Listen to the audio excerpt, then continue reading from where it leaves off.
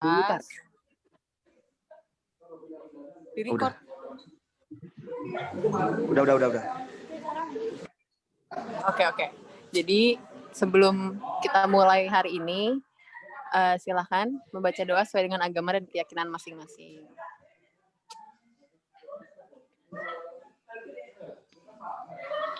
Terus disclaimer dulu, karena ini tuh aku gak bawa laptop, terus soundnya Rebecca tuh kurang mumpuni. Jadi nanti kalau misalnya ada pertanyaan, ditulis di chat dulu aja biar akunya, soalnya kayaknya nggak bakal denger juga gitu. Terus apa lagi ya? Udah gitu aja. Nanti per nomor soal kita akan melihat kolom chat. Dimulai ya. Oke. Nih. Oke, aku baca soalnya ya. Seorang anak laki-laki usia 11 tahun datang ke IGD dengan keluhan utama demam yang sudah dialami sejak 4 hari yang lalu. Keluhan disertai nyeri sendi dan nyeri di belakang mata. Pemeriksaan vital sign, tekanan darah 90/70, nadi 100, RR 26, suhu aksila 36,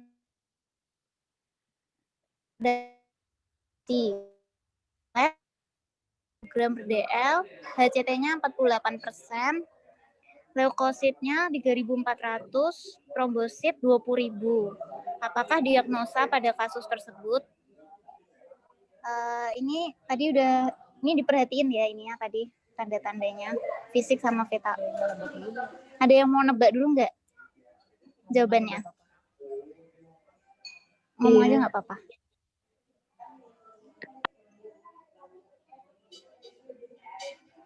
Nggak ada. Kalau nggak ada, kita ke pembahasan. Nggak tahu ya. Oke, kita ke pembahasan.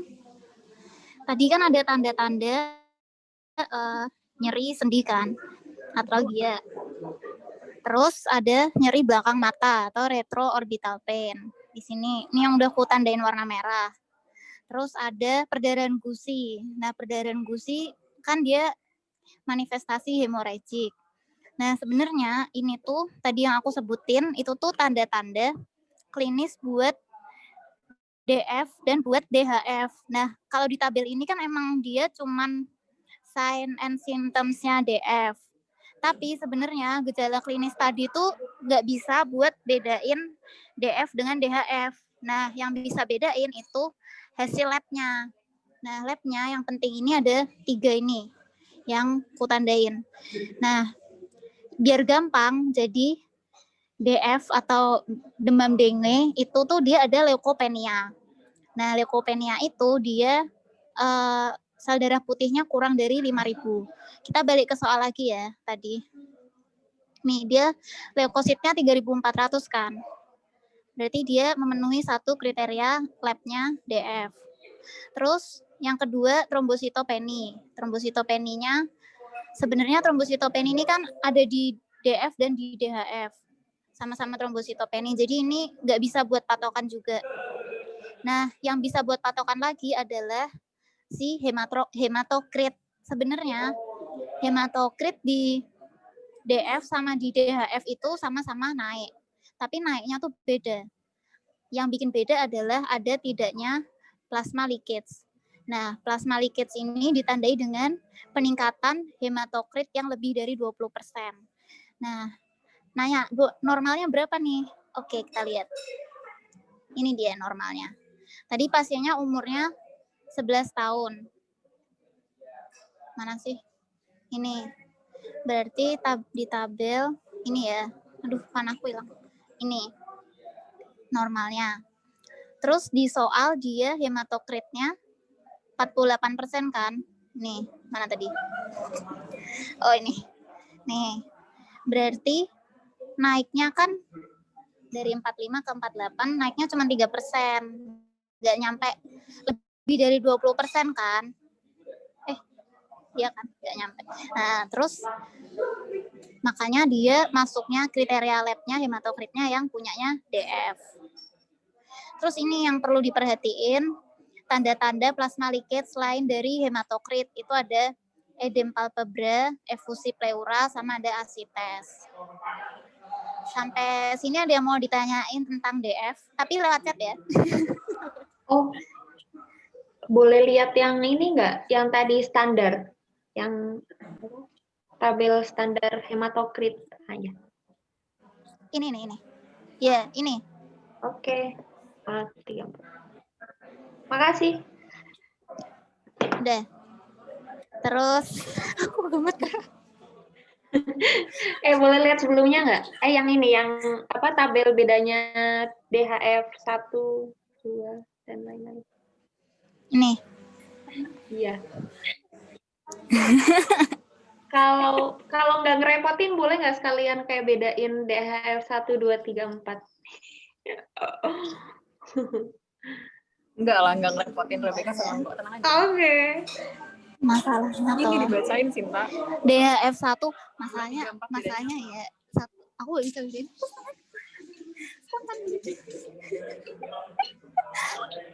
Oke. Bedanya ya kalau di DHF 1 dulu ya. DHF 1 itu tadi tanda-tanda klinisnya sama plek sama DF. Plus dia ada tanda-tanda plasma leakage. Nah, ini tadi plasma leakage-nya fisiknya yang ini ya. Bentar, panahku mana? Ini. Terus kalau DHF 2 dia itu tanda-tanda di DHF 1 plus ada perdarahan spontan. Contohnya mimisan. Terus ini hasil labnya sama ya sebenarnya. Semuanya masih sama. Antara DHF 1, 2, 3, 4 tuh sama semua. Nah, jadi hasil lab itu buat bedain DF sama DHF. Tapi kalau bedain grade DHF-nya pakainya klinis. Terus DHF 3 dia itu sama di total. Jadi DHF 1, 2. Terus dia ada kegagalan sirkulasi. Misalnya nadinya lemah. Terus ini ya dibaca. Aduh, maaf. Terus ada hipotensi dan juga lemas. Nah, kalau DHF 4, DHF grade 4 itu sama kayak DSS. Salah. Oh ya, 3 dan 4 tuh sama kayak DSS. Karena dia udah ada kegagalan sirkulasi kan. Terus, profound apa sih? Profound shock. Tapi kalau yang di 4 itu dia pulsnya udah gak keraba. Kalau tadi kan yang 3 itu kan dia masih keraba tapi lemah banget kan. Yang DHF derajat 4 itu apa? Oh iya, oke. Jadi sama-sama shock, tapi yang DHF grade 3 itu ya udah shock. Enggak, ya udah sih. Ya shock. Tapi yang 4 itu shock banget.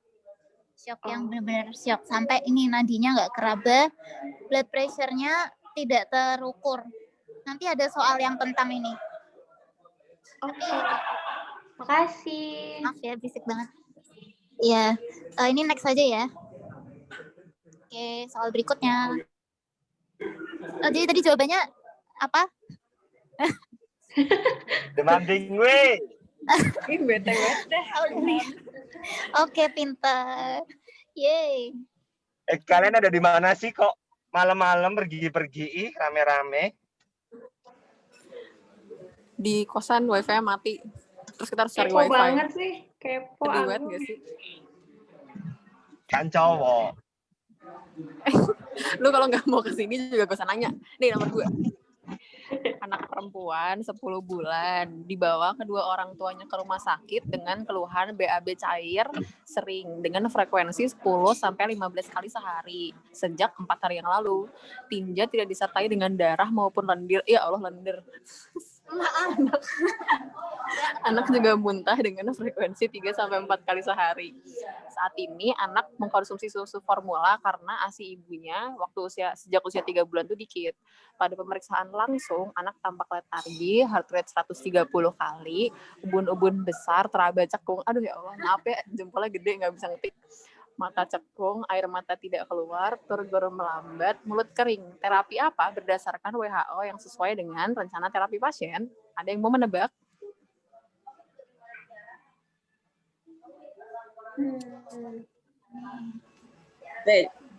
Apa? Kira dehidrasinya apa? Kira-kira dehidrasinya derajat apa? Bentar. Tadi kok pas Besar-besar tanpa teraba cekung, mata cekung. Ini enggak sih yang ringan? Benar. Mata nggak keluar. Air mata nggak keluar. Air mata tidak turgor keluar. lambat. Berarti Yes. Kering, mata cekung, letargi. Letargi. Itu berarti Mulut yang kering. berat. Mantap. Jadi ini pembahasannya derajat dehidrasi ya. Kalau ringan tuh biasanya dia datang masih sadar, terus makanya mata masih nggak cekung biasa aja, terus dia masih ada keinginan buat minum, dia masih merasa haus, turgornya juga masih kembali cepat. Kalau misalnya ringan sedang itu khasnya dia udah mulai rewel, terus ada pengen minum sih, tapi turgornya udah melambat. Jatuh. Terus udah gitu, salah. Kalau yang berat tuh ya udah dia udah lemes banget, cekung, udah nggak mau minum, udah diem aja. Jadi kalau misalkan si anaknya masih merintih kayak yang kemarin videonya Dokter Prima tuh dia berarti kemungkinan kalau dehidrasi masih ringan sedang. Terus untuk rencana terapi diare itu didasarkan pada derajat dehidrasinya ini. Ini sama aja sih kayak tadi. Nah, kalau misalkan sebenarnya rencana terapi itu ada 3. Ada rencana terapi A, B, sama C. Maaf, kebalik slide-nya. Nah, ini rencana terapi A dulu. Dia tuh untuk di rumah, atau kalau misalkan dia datang masih dehidrasinya tanpa atau sangat ringan gitu.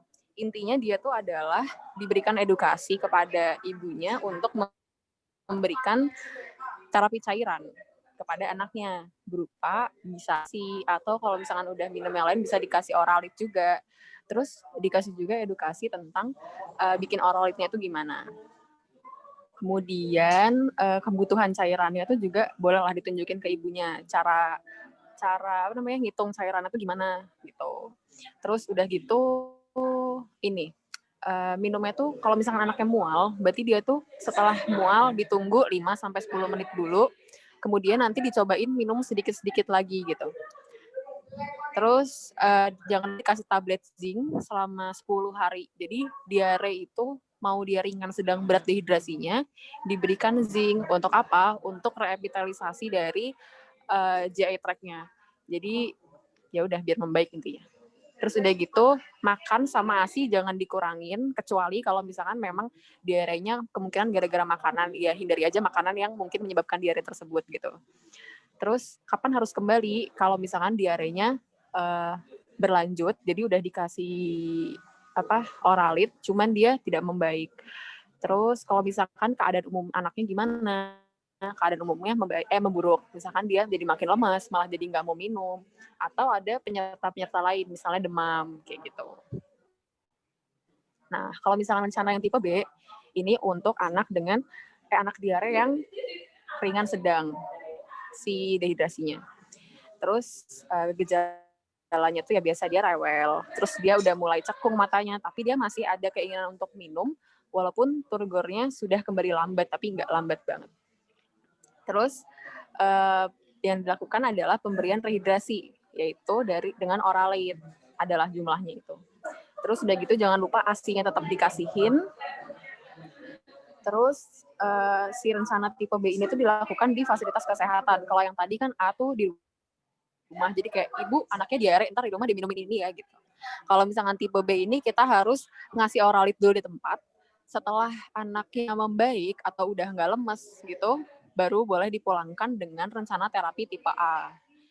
Terus obat yang diberikan sama, yaitu kayak tablet zinc, kapan harus kembali, edukasinya juga sama. Terus makanannya sama, jadi yang kemungkinan menyebabkan diare aja yang nggak boleh, sisanya boleh gitu. Terus dua-duanya tuh edukasinya, kalaupun misalnya udah dikasih oralit dengan jumlah yang ditentukan, kalau misalnya anaknya masih mau lagi karena dia haus, ya kasih aja nggak apa-apa gitu. Terus karena anak yang tadi itu kan berat kan, jadi diberikan rencana terapi yang C, yaitu penanganan dehidrasi berat. apa namanya gejala tanda-tandanya tuh si anaknya intinya udah nggak aktif, dia udah letargis, matanya cekung, turgornya udah lambat gitu. Nah, caranya, jadi pertama sebenarnya pilihan pertamanya itu pemberian cairan intravena. Cairan intravenanya ini bisa dilakukan atau tidak gitu. Kalau misalkan bisa ya udah dikasih dengan rumus yang 70-30 itu loh. Jadi kalau misalkan kurang dari 1 tahun 30 ml per kilogram berat badan dalam 1 jam pertama. Kalau misalnya terus 70 berikutnya itu 5 jam. Kalau lebih dari 1 kilo 30-nya dalam 30 menit, 70-nya dalam 2,5 jam. Terus sambil diobservasi nadinya gitu. Terus kalau misalkan masih bisa minum, ya jangan lupa tetap dikasih oralit juga. Nah, kalau misalkan nggak bisa dikasih cairan intravena, berarti bisa nggak dirujuk? Kalau bisa ya rujuk aja sambil dikasih minum di jalan. Kalau misalkan tetap nggak bisa dirujuk, bisa nggak dipasang NGT atau OGT buat rehidrasi lewat oral, walaupun dipaksain nggak apa-apa. Jadi, terus pemberiannya itu 20 ml per kilogram berat badan selama 6 jam. Dan tiap jam atau paling lama tiap 2 jam tuh dievaluasi lagi, muntah enggak, rehidrasinya membaik atau enggak gitu. Punten, ada chat. Tabel harus diapalin. Tabel apa kan Mas? Tabel yang ini. Tabel apa? Enter dulu deh. Terus next. Nah, back. Nah, terus kalau misalkan penderitanya kalau misalkan nggak bisa di NGT atau nggak bisa di OGT, itu dia bisa minum atau enggak. Kalau misalkan bisa, ya udah suruh minum dulu aja selama di jalan sambil di observasi tiap 1 atau 2 jam. Kalau misalnya dia tidak membaik dalam 6 jam, langsung dirujuk aja dengan terapi yang memungkinkan. Kalau misalkan dia nggak bisa minum juga, langsung dirujuk aja dah, pokoknya lari gitu. Intinya dia harus rehidrasi secepat mungkin. BTW tuh. Mas Huda itu tabel apa?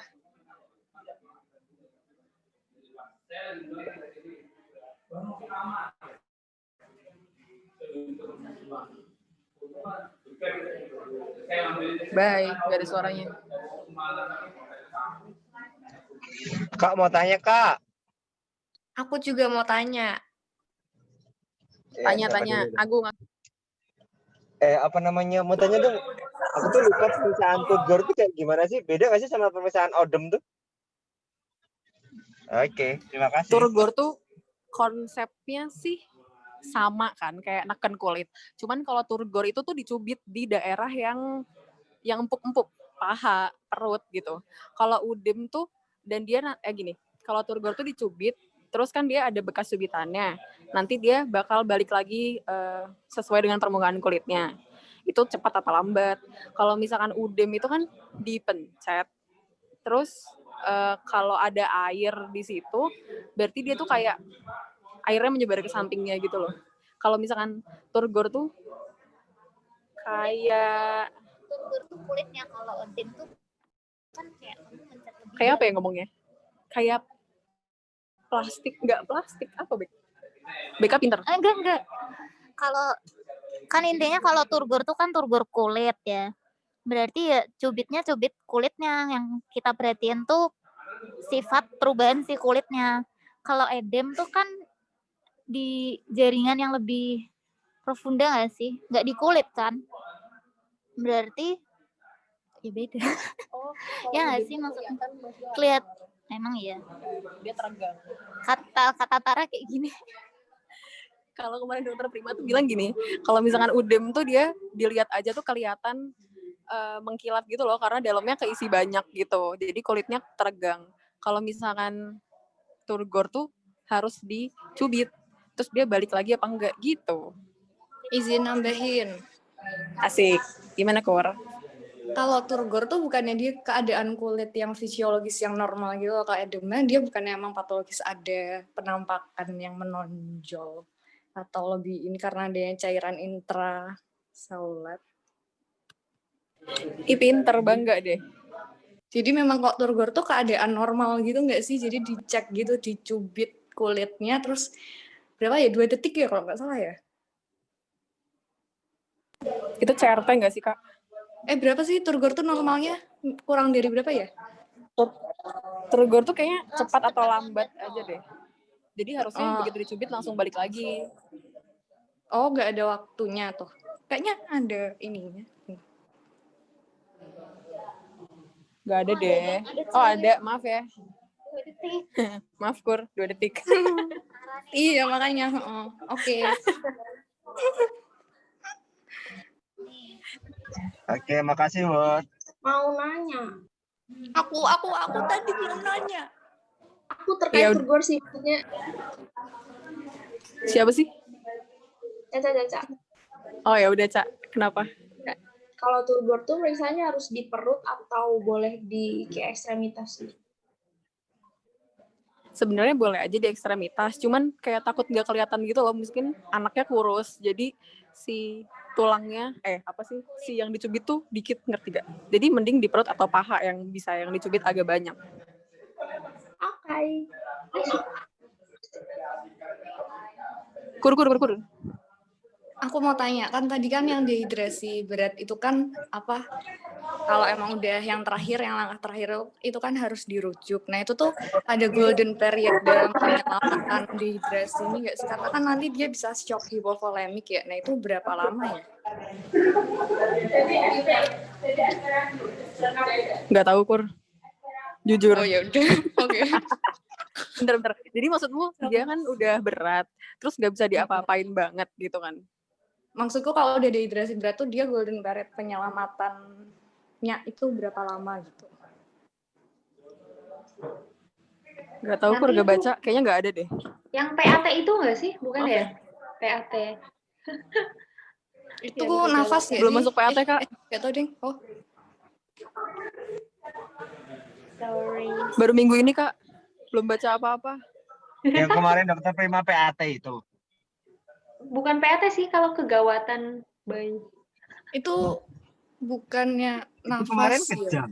Apa sesak sih? Kejang. Iya, itu nafas sih setahu. Nafas saja ya. Kalau kegawatan nggak jadi deh. Sorry. Kayak gini perlu undang dokter Prima deh sebagai pengamat. Jangan. Gung kalau gitu ceritain ntar dokter yang suruh ngebahas aja deh. Tapi nggak pakai pembahasan kita. Iya nggak pakai pembahasan kita Gung. Iya. Ya enggak dong, kan ada dokter Sarah SPA. Nggak mau SPA. Ya udah lanjut ya. Nanti aku cariin deh si yang itu golden periodnya. Mantap. Ya, buat PR ya, Dek. Najis banget Tuhan. Jawabannya ya oke, rencana terapi C.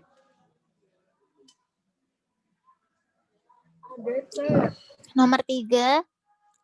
Kamu jangan buka itu share screen. Maaf lupa Kak.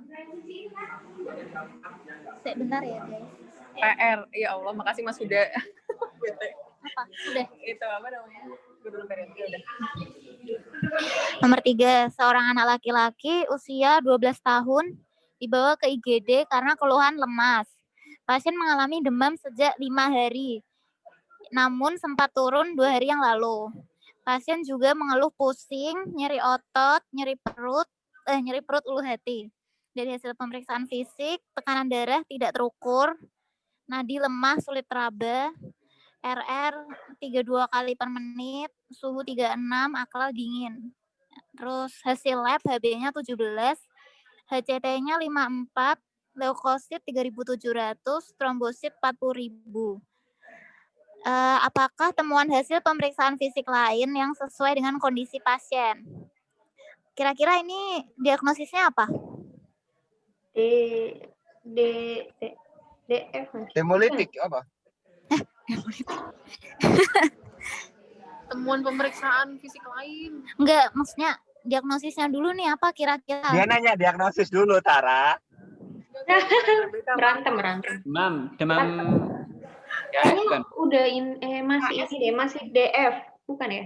DHF Trombositnya turun nih. turun DHF. Guys, ini trombosit turun bisa dua-duanya. Ini yang perlu Ya, dilihat Oh, adalah GHF ya. tekanan darah nih loh guys. Tekanan Oh. darah tidak terukur. DHF 3 bukan? Itu Dengue shock syndrome. Yang terakhir, yang paling bawah, yang masuk di SS itu Ya, ya. DHF 3 ya atau betul sekali. Hepatomegali berarti ya. Hepato. Hepatomegali. Oh my god, Oh my god, jadi pinter banget. kenapa sih kita harus Iya, kenapa sih? Ini aku cuman kayak nunjukin doang nih, nggak usah ngajarin. PK lucu. Kita cuma nebak doang. Oke guys, kita move ke ini ya. Ini adalah grafik yang legendaris. Harus diperhatikan yang ini. Jadi DB itu kalau dari suhu tubuhnya hari pertama, kedua, ketiga dia tinggi naik. Terus hari ke-4, 5, 6, 4, 5 dia turun. Tadi soalnya gimana? Demam 5 hari kan. 2 hari yang lalu turun kan. Dan sekarang suhunya berapa nih? 36 kan. Berarti dia lagi turun kan ini suhunya. Oke, berarti dia di sini ya. Kira-kira di sini ya. Terus masalah klinis penting di sini. Dia ada shock nggak tadi? Ada. Ada kan? Akral dingin, nadi tidak teraba itu kan. Terus habis itu labnya. Aduh, kursornya ya. Oh ini. Labnya HCT-nya naik nggak tadi? Iya. Kita lihat lagi. Tapi cuma ini. 54. 9% dari yang batas. 54. Lanjutin. Ya, sebenarnya 20% tuh 20% dari awal apa 20% tuh benar-benar ditambah 20% sih? Berarti 20% Ya dari Allah. Maaf ya om gue pada ketawa. Berarti 20%.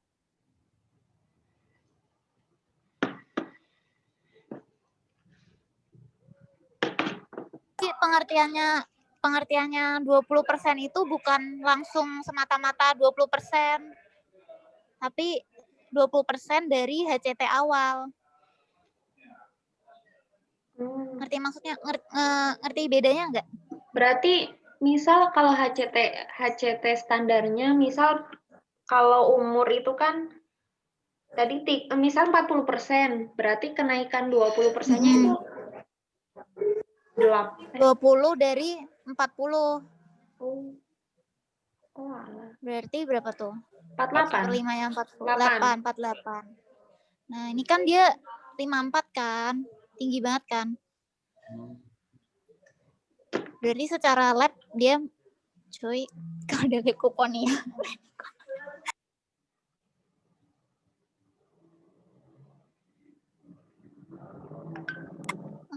Oke. Sebenarnya guys ini kayaknya ada kesalahan soal karena dia ada leukopenia. Sebenarnya harusnya nggak ada leukopenianya.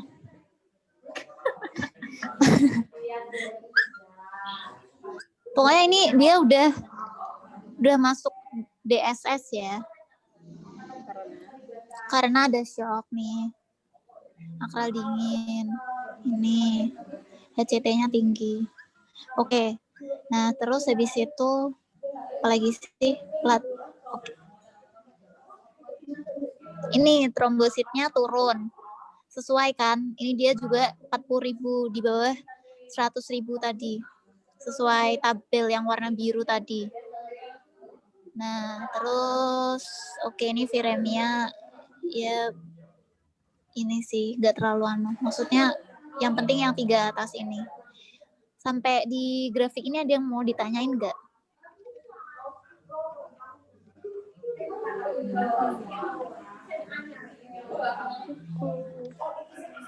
Jadi kalau DHF itu penting buat nanyain harinya ya. Buat merhatiin hari keberapanya. Ada demam apa enggak gitu. Terus lanjut. Nah, ini adalah warning signs-nya DHF. Jadi warning signs ini menentukan dia shock apa enggak. Nah, tadi yang ada di soal ini yang udah kutandain yang abdominal pain tadi, nyeri ulu hati tadi kan. Terus ada letargi. Tadi anaknya lemes kan datangnya. Habis itu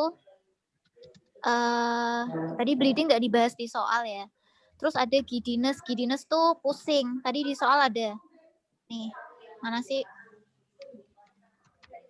Iya, pasien juga mengeluh pusing. Itu giddiness. Terus ada pale, cold and clammy hands and feet. Ini tuh akal dingin.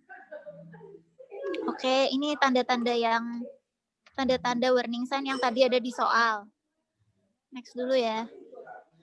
Nah, ini tuh ini apa sih tadi aku? Oh, ini tuh tanda-tanda DSS.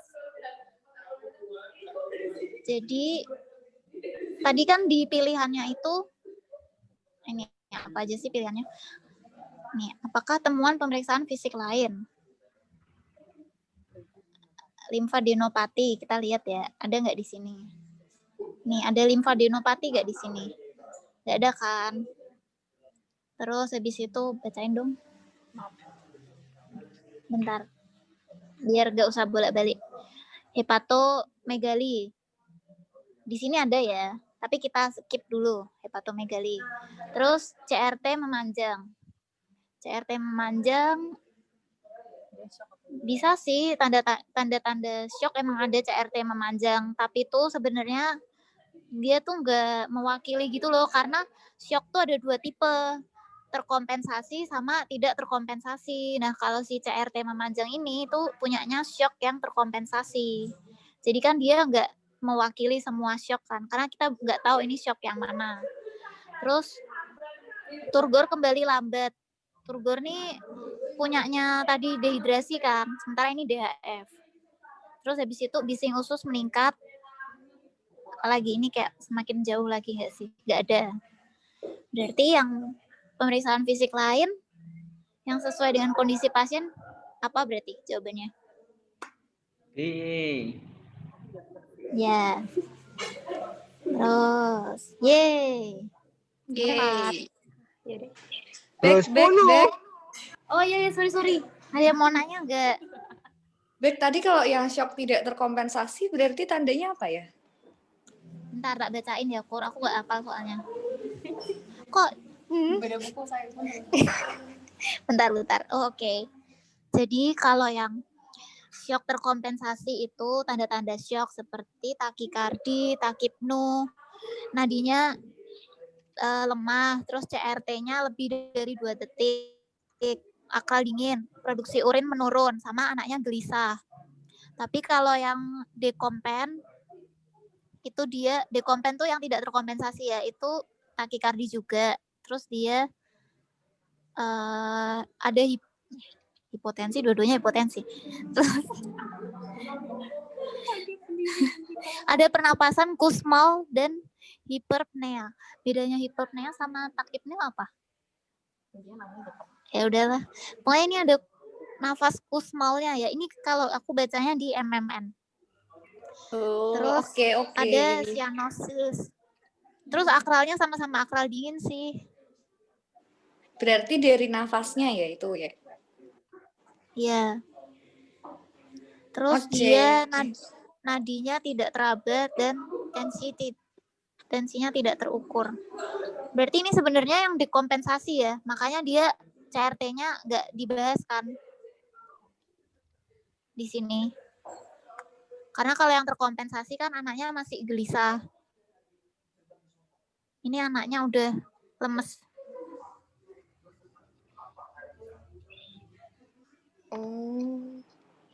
Apa lihat soal lagi ya? Nih lihat soal lagi. Nih. Ini Tara mau berpendapat. Kalau tadi ya, kalau kusmal itu tuh nafas yang sangat dalam, tapi frekuensinya tuh masih normal. Jadi nggak gini, back. Jadi dua-duanya itu merupakan tanda bahwa tubuh tuh butuh oksigen lebih. Nah, kalau misalnya kusmal itu tuh nafasnya dalam dan tapi frekuensinya tuh masih normal atau meningkat dikit gitu. Kalau misalnya udah hiperpnea itu tuh benar-benar dia kekurangan oksigennya udah banyak, jadi kompensasi tubuhnya juga lebih hebat.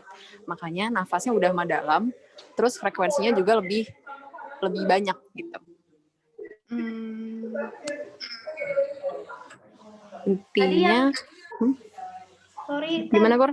tadi yang nafasnya apa namanya? Dalam frekuensinya dikit ya? Sebelum kusmaul apa namanya? Itu kusmaul. Punyanya yang tidak terkompensasi. Punyanya yang tidak terkompensasi. Oke. Berarti bedainnya dari kesan umumnya juga ya tadi yang ada letargi atau dia masih rewel. Kalau rewel dia yang terkompensasi. Kalau yang letargi dia yang tidak terkompensasi ditambah sama tadi keluhan nafasnya itu ya. Nah sebenarnya guys, tadi kan DSS ada 2 kan, DHF grade 3 sama DHF grade 4. Nah, jadi tuh yang terkompensasi itu yang DHF grade 3. Makanya iya. Ya, yang tidak terkompensasi atau dekompensasi itu yang DHF grade 4. Nah, bedainnya cuma dari klinis. Karena hasil labnya tuh sama. Tapi tadi yang 3 juga kayaknya pulse-nya masih terabat tapi lemah. Kalau yang 4 dia pulseless ya.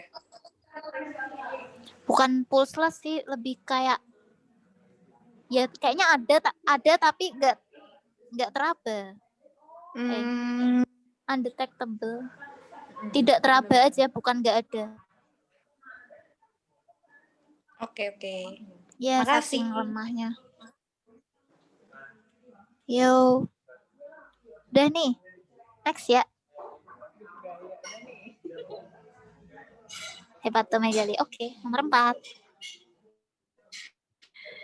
Seorang ibu membawa bayi laki-laki berusia 6 minggu ke rumah sakit karena kuning sejak 2 minggu yang lalu. Tinja berwarna dempul atau putih pucat selama 2 minggu ini. Riwayat lahir spontan, usia gestasi 39 minggu dengan berat lahir 3.400 gram, menangis spontan. Pada awal kelahiran masih keluar BAB hijau dan berat badannya terus naik. Terus waktu usia 3 hari sempat kuning, tapi usia 7 hari kuningnya mulai hilang tanpa penanganan khusus. Waktu usia 4 minggu kuning lagi. Nah, terus periksa lab, bilirubin totalnya 11, directnya 10,2, indirectnya 0,8. Diagnosanya apa? Coba ini tuh ikteriknya dulu deh. Ikteriknya tuh yang patologi apa fisiologi? Patologi. Ih, pintar, kenapa? Kok awalnya muncul lagi setelah minggu keempat. Oke. Terus mau nebak nggak jawabannya apa? Aku bingung mau ngomong apa. Atresia biliar. Tahu. Kenapa nebaknya atresia biliar? Karena dia nggak ada infeksinya. Oh, bisa sih. Kalau dari bilirubinnya? Nah, itu nggak tahu. Oke. Nanya dulu deh, bilirubin direct tuh apa, indirect tuh apa? Does anyone? Jelaskan. Ya Allah. Jadi bilirubin itu kan ya biasalah dia proses pemecahan dari si sel darah merah. Bentar. Terus dia tuh kan sebenarnya bakal masuk ke hepar untuk kemudian diproses dan lain-lain kan. Nah, bilirubin unconjugated itu apa namanya? Direct tuh maaf, kebalik dimarahin Rebecca. Unconjugated tuh yang indirect. Jadi unconjugated itu dia sebelum masuk ke hepar.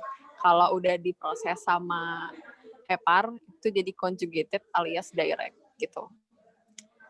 Terus, jadi sebenarnya dari direct dan indirectnya ini bisa kayak diperkirakan dia gangguannya prehepatal, hepatal, atau bahkan posthepatal. Gitu. Udah langsung pembahasan aja ya. Ini biasa dari terus sama ada yang fisiologi, ada yang patologi. Terus, nah ini gangguan obstruktif itu menyebabkan peningkatan hiperbilirubinemia yang direct.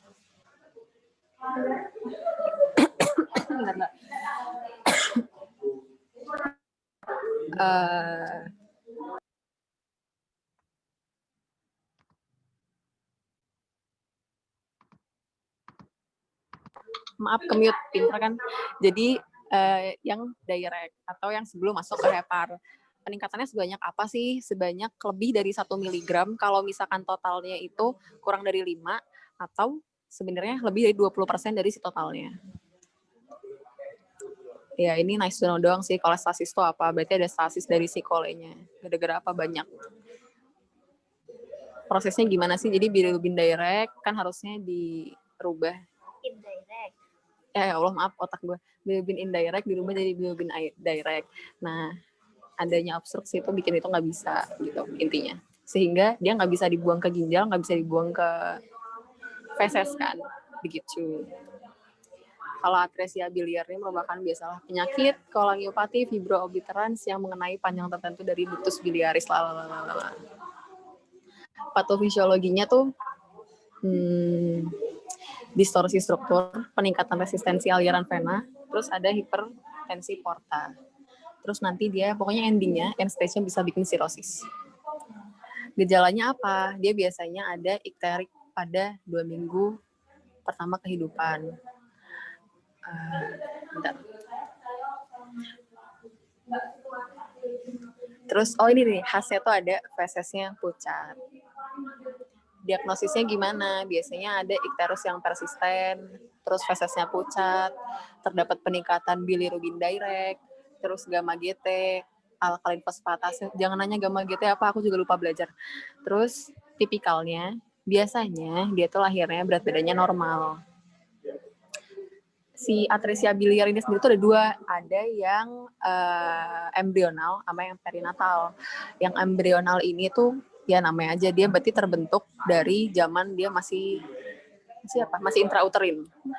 Nah, terus kalau misalkan yang perinatal itu berarti dia baru muncul setelah dia udah lahir. Ini lebih jelasnya doang sih. Kalau yang perinatal itu kebanyakan sih perinatal.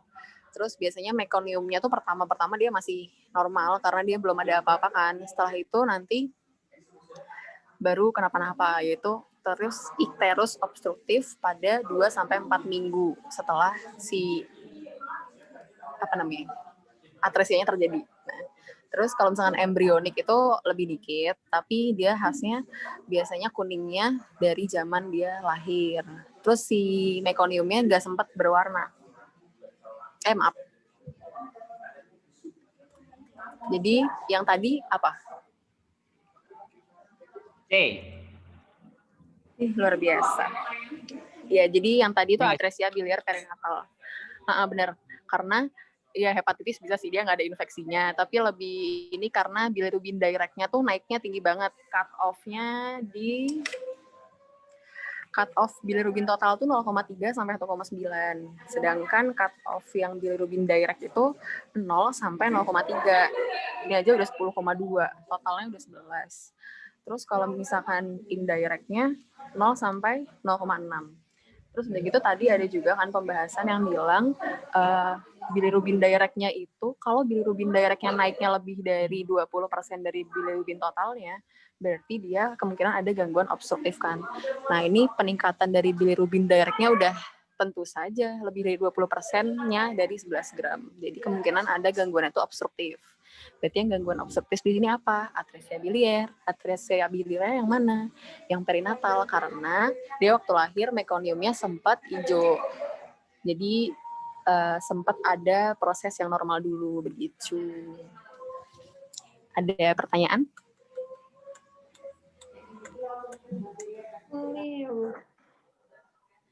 Oke. Sorry, tadi yang ikterus yang non fisiologis itu lebih dari berapa usianya? Munculnya lebih dari 24 jam setelah lahir. Yang pato kan? Fisio. Iya, yang pato. Yang mana? Pato. Yang pato tuh sebelum 24 jam. Terus kenaikannya tuh lebih dari 0,5 per jam. Atau kalau misalkan per hari, beda-beda sih. Ada yang bilang 5, ada yang bilang 15. Intinya dia tuh naiknya terlalu cepat dan banyak gitu. Terus dia pada bayi yang kan dia tuh jaundice yang bertahan. Tapi itu cut off-nya tergantung dari dia aterem atau preterem. Kalau aterm tuh harusnya hilang dalam 7 sampai 10 hari. Kalau preterm tuh hilang dalam seminggu sampai 2 minggu. Gitu. Thank you. You're welcome. Oke. Oh ya. Nomor 5. Seorang anak perempuan usia 2 tahun datang dengan keluhan demam disertai batuk sejak 5 hari.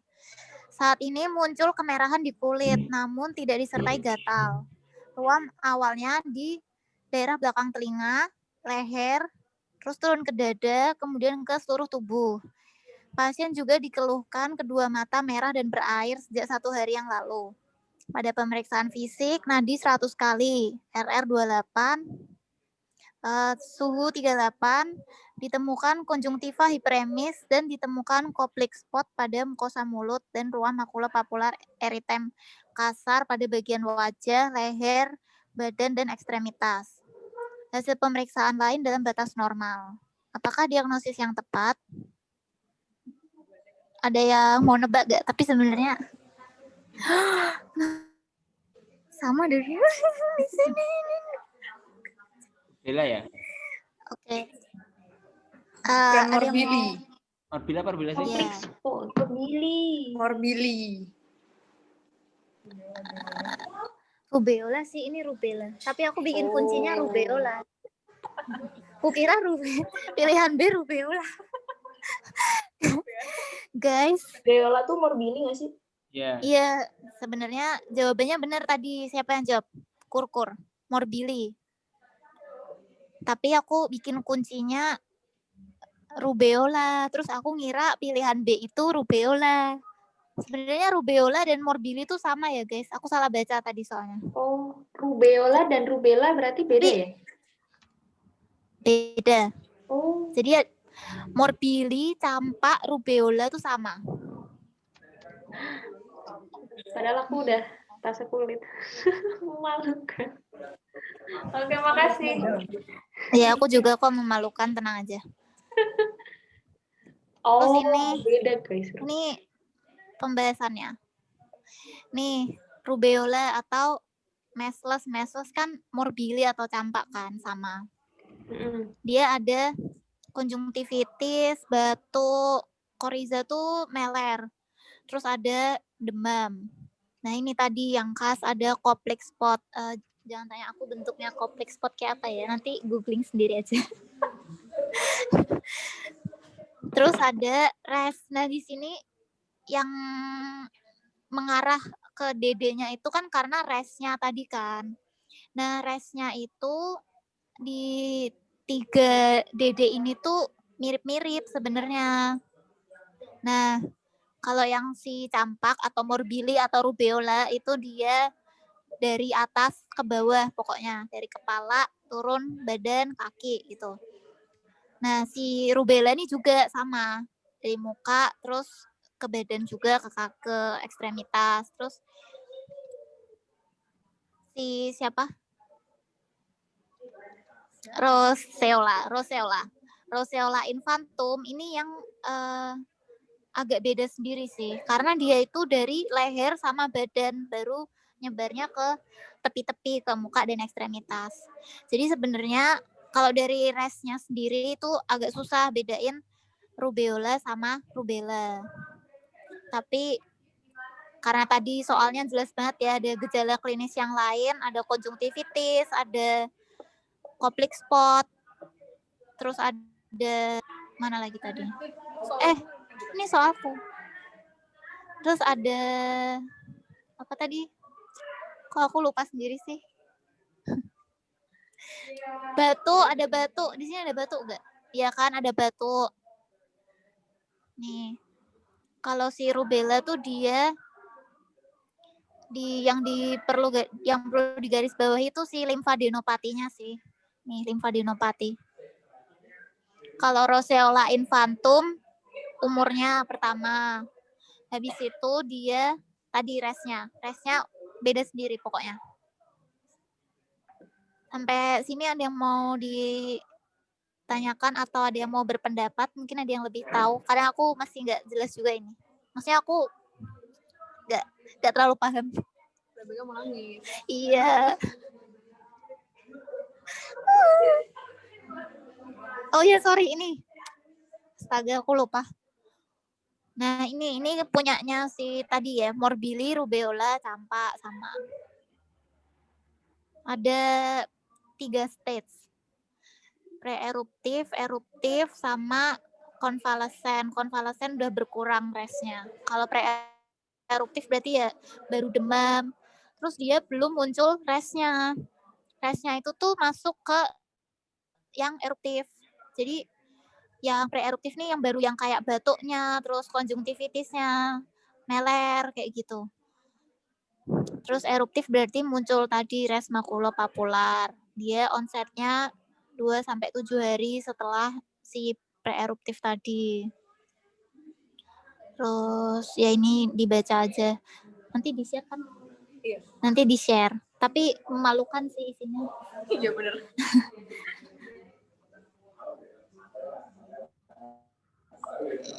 Apalagi ya?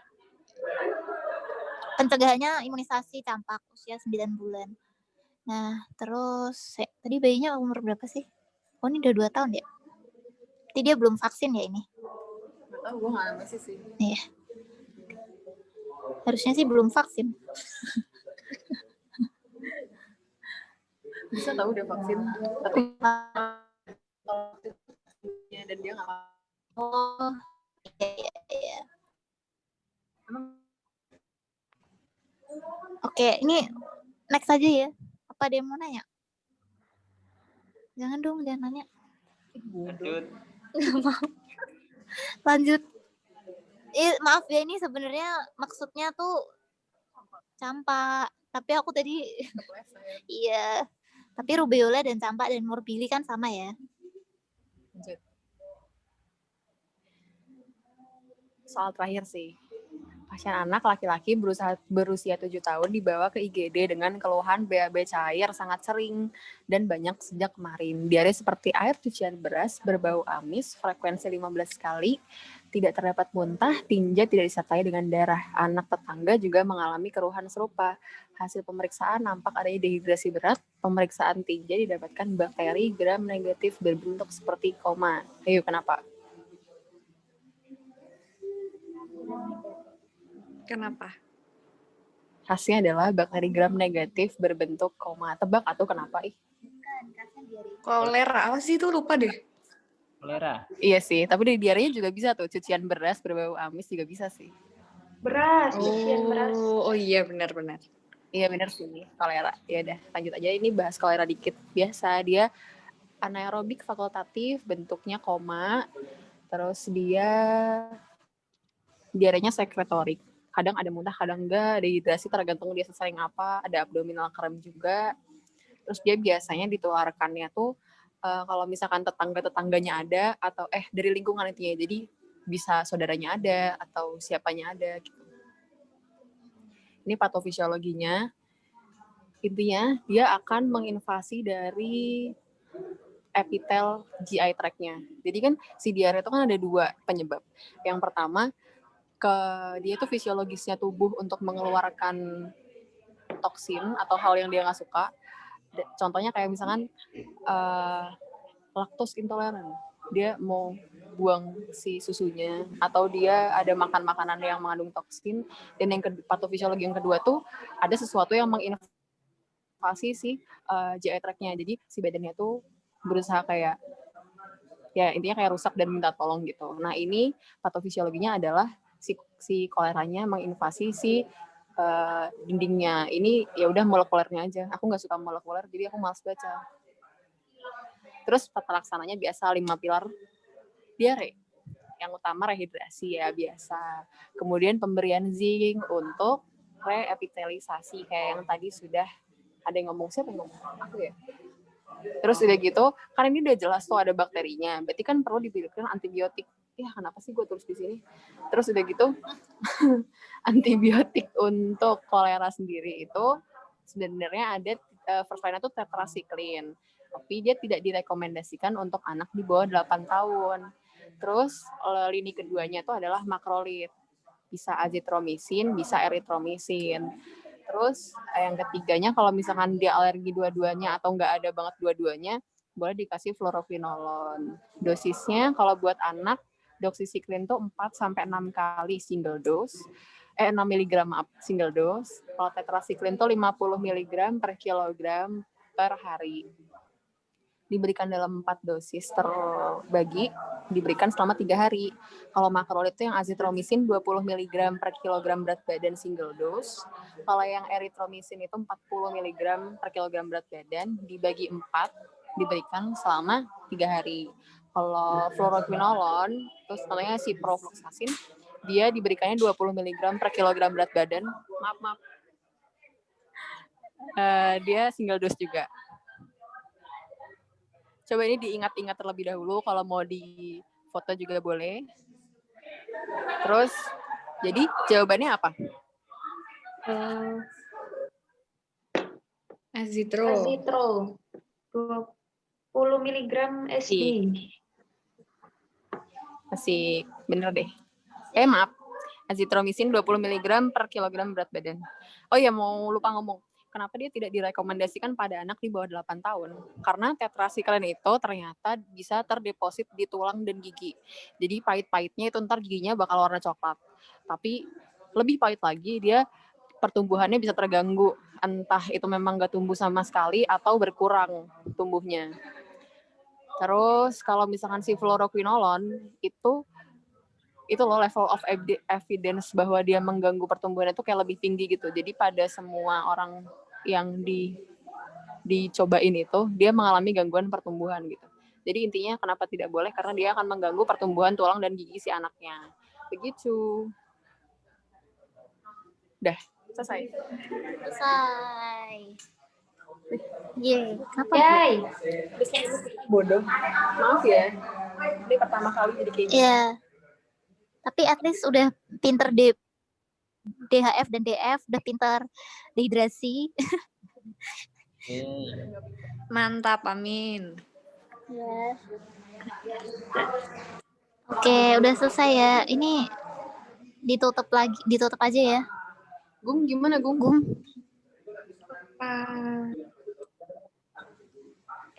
Buat besok sore kan? Kok gue? Nggak tahu, Agung.